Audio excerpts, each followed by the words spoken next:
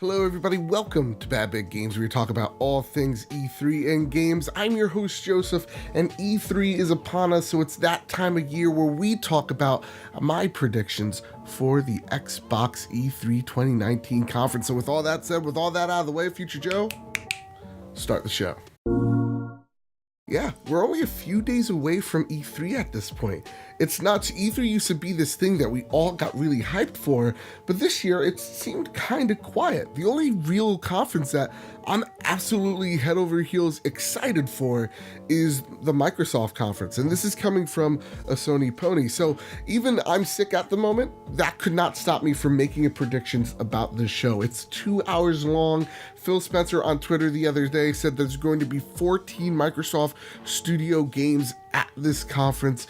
It's going to be nuts, and they have a lot to do in 2 hours. They have to talk about their streaming service, the future of the hardware, and then the games here and now and into the future. They got a lot to do, a lot of ground to cover. So how we're going to do this video, we're just going to break them up into two parts. What I expect and things that are totally unexpected, my pie in the sky hopes and dreams for this conference. So with that, let's get the boring stuff out of the way, which I actually find this part excites me the most.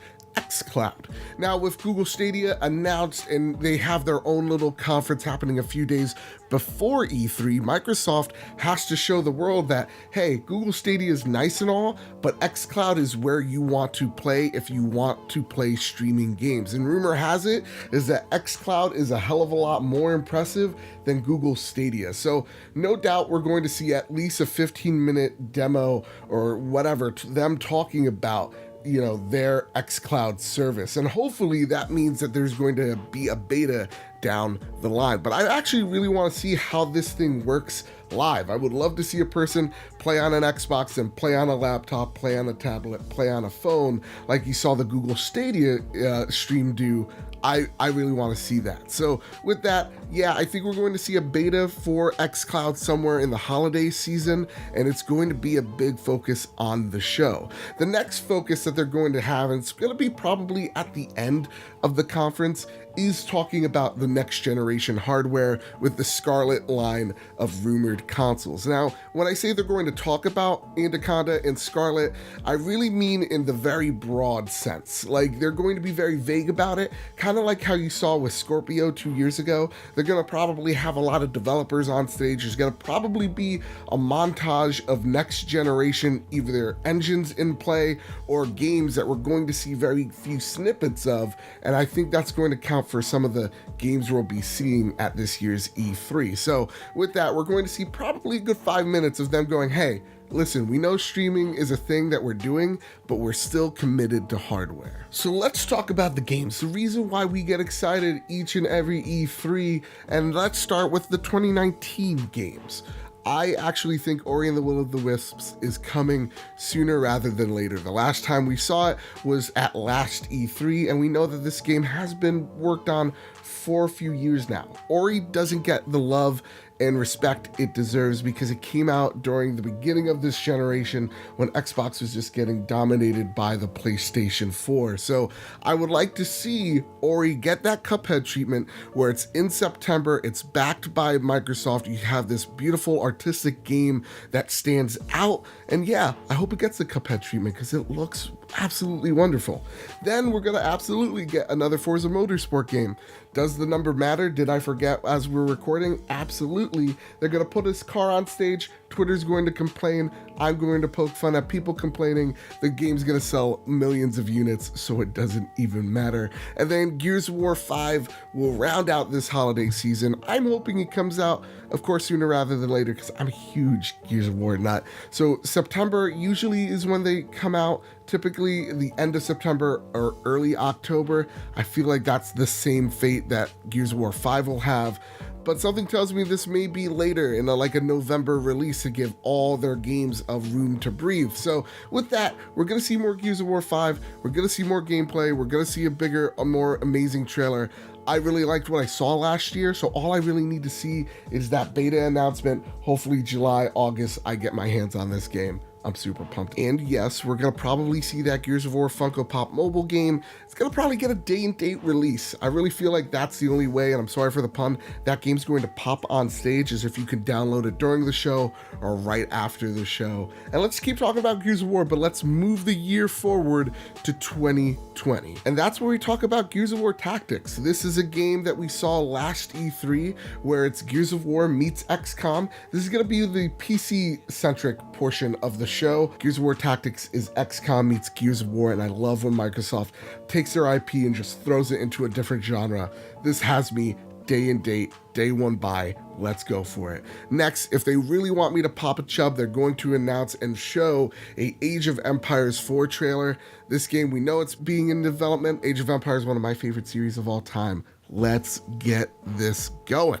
Next, we're going to see the From Software and George Railroad Martin's collaborated game. Rumor has it, this is going to be a Viking setting, which I love, where From Software takes period pieces like Bloodborne with the Victorian setting. You have Dark Souls, the medieval setting, Sekiro, the Japanese setting, and then we're going to have this Viking setting. It's gonna be dope. And a part of me has a sneaking suspicion that this From Software game might be an exclusive. I wouldn't mind it. You know what? Xbox needs a win. Let's just say it is. It's at least getting announced at E3. And yeah, I'm pumped. Give me From Software Vikings. God, I'm so excited. With that, let's talk about a shared exclusive, which is Fable. It's going to get that soft reboot. It's going to be one of the unannounced games that's going to be shown off.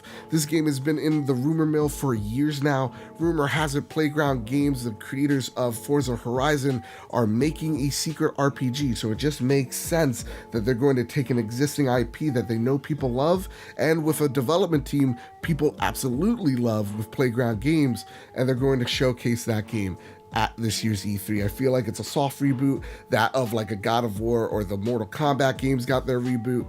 It's just gonna be Fable. No Fable 4, no colon bullshit title. It's just called Fable. Then we're absolutely gonna see more Cyberpunk 2077. That worked out so well for them. And yes, we're gonna see more Outer Worlds, because that also worked for them. That game has me all sorts of pumped, has me all sorts of excited.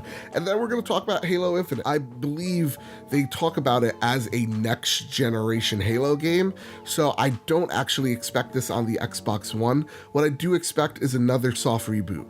I would like it personally if we just took Halo 5 and said it just didn't exist, or just Halo 4. I need Halo to just be restarted, because it's just not working for me. And yeah, it's going to have a huge emphasis on story, on the Master Chief, and hopefully maybe we even see just a little bit of multiplayer. But yeah, I think this show is going to end out on Halo, and that's all the expected things I expect at the conference. Let's get to the crazy pie in the sky predictions. Now, for our first unexpected prediction, it's not as crazy if you just think about it for a minute. Nintendo's going to be on stage. And you say, Joe, that sounds crazy, but if you think about it, this past few years have been just nuts. I mean, since the last E3, we're seeing a partnership between Xbox and Nintendo that we've never seen before. They've had their own commercials starring each other's products. We're seeing Xbox Live on the Switch. We're seeing achievements on the Switch. We're seeing games like Cuphead on the Switch. So when I say that either Game Pass or xCloud is not as crazy as you think, it really isn't. Anything could happen.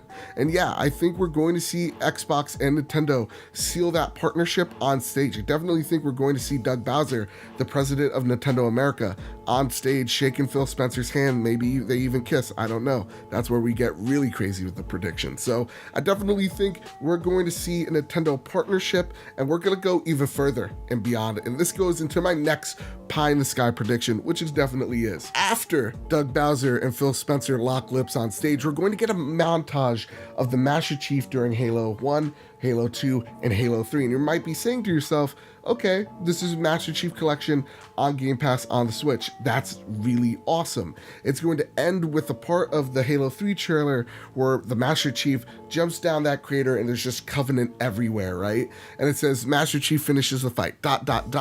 Wait for it. Master Chief looks up. It's the Smash insignia burning on his visor. Yes, we're going to see the Master Chief in Smash. And you might say, Joe, there's so many better choices. I mean, anything from Rare at this point. Banjo in Smash, let's make it happen. Minecraft Steve in Smash, come on, it makes more sense. Yes, it does. But did Bayonetta make sense in the beginning? No. Did Cloud make sense in the beginning? No. Does Joker still make sense? No. Does Snake from Metal Gear Solid make sense? No, but they're all there celebrating the history of video games, and why not have one mascot in another mascot's game? I mean, it's awesome. I mean, we already have Mario, Sonic. Let's seal the deal with the Master Chief. It's just, I don't know, whatever. I'm stupid. Let me have this. Nothing will get me more aroused than to see Master Chief plunge his energy sword into Luigi's chest, so judge me. I don't care. And my last prediction is this. And this is where things get really, really crazy. Phil Spencer and Doug Bowser stay on stage. Who comes out? Sean Would Never Lie to Me Layden of PlayStation. And they announce that any game that you can play multiplayer-wise on Xbox, Nintendo, or PlayStation, you will be able to play together. This is an initiative that they're going to start, crossplay being really a strong focus into the next generation, where it doesn't matter where you play because you're a gamer, and that's what we care about between Nintendo, Microsoft, and PlayStation. This means this strategic alliance locks out Google Stadia, because I think Microsoft knows, Sony knows, Nintendo knows, the biggest threat is not themselves, it's Google. And so I feel like that's what's going to happen at this year's E3. I mean, not my pie in the sky predictions, but a boy can dream. So I want to know where you're at with this conference heading in. I'm hyped. My hype level is at a 10. I can't get any more excited for this conference. I want to know where your predictions lie, what you want to see in the comment section down below, because here at Bad Bit Games, it's all about the conversation. And if you like prediction videos like these, if you like news stories, if you like reveals, if you like unboxings, then here at Bad Bit Games, we got all of that for you. Please hit like, share, subscribe. It builds this big, beautiful family that I call home. And yes, we will be streaming the conferences, starting with Microsoft's, I believe, then Bethesda's, Ubisoft's, and Nintendo's. So link down below to get all that information to see me react live to all the craziness. So with all that said, with all that out of the way, everybody keep your wits about you and have a nice one.